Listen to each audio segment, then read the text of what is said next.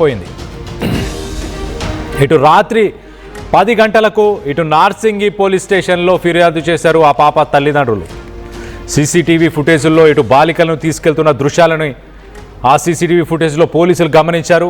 ఇటు చాక్లెట్లు ఇప్పిస్తానని చెప్పి తీసుకెళ్లిన ఆ కామాంధుడికి సంబంధించిన విజువల్స్ని మనం ప్రస్తుతం చూస్తున్నాం. నిందితుడిని పట్టుకొని విచారించగా పోలీసులు షాకింగ్ విషయాలు బయటపడ్డాయి. ఇటు అర్ధరాత్రి బాలిక మృతదేహాన్ని చూపించాడు ఆ కిరాతకుడు. ఘటన పైన ప్రస్తుతానికి పోలీసులు కేసు నమోదు చేసి దర్యాప్తు చేస్తున్నారు. ఆ తల్లిదండ్రులకు ఖచ్చితంగా న్యాయం చేస్తాము, ఫాస్ట్ పేస్లో ఈ కేసుని ఇన్వెస్టిగేట్ చేస్తామంటూ మొత్తానికైతే పోలీసులు హామీ ఇచ్చారు. ఆ విజువల్స్లో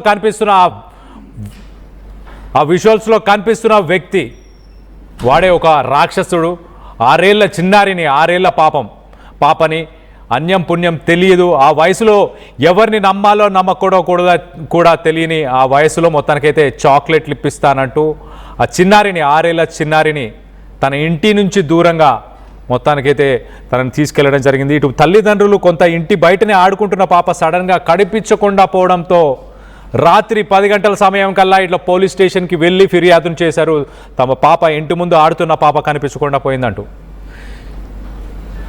దీనికి సంబంధించి మరింత అప్డేట్ తీసుకునే ప్రయత్నం చేద్దాం. ఇటు మా ప్రతినిధి ప్రశాంత్ ఉన్నాడు.